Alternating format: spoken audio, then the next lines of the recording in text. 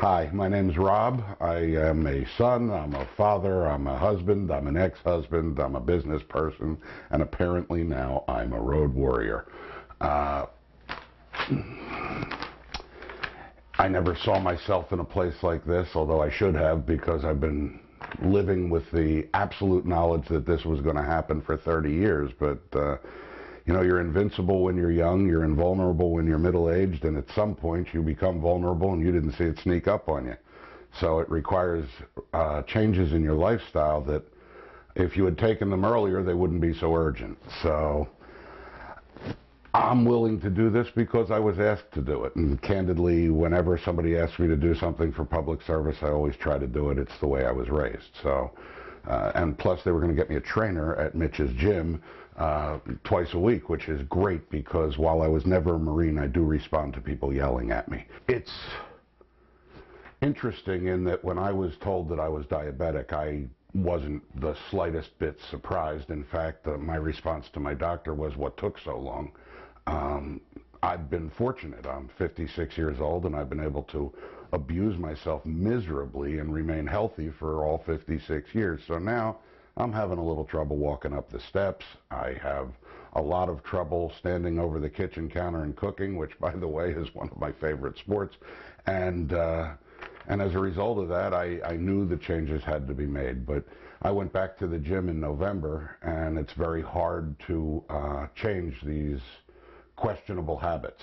So slowly I was doing that, not as effectively as I'd like, but having a 25-year-old guy in perfect condition beat you senseless and make you feel completely useless. It's almost like playing football again. I keep hearing a voice in the back of my head saying, "Is that all you got?" So the bottom line is that I think that for anyone who is younger and struggling with their weight and their lifestyle, make small changes and start now. It's kind of like saving money. If you're 22 years old and you put 10 bucks a week in the bank and you do that religiously, when you're 60 you have something to fall back on. If you take the presidential suite at the Four Seasons whenever you go anywhere, eventually you're going to run out of money. You really should start young, start small, take small steps, keep yourself active, all the things that I told myself for years, I'll do it tomorrow.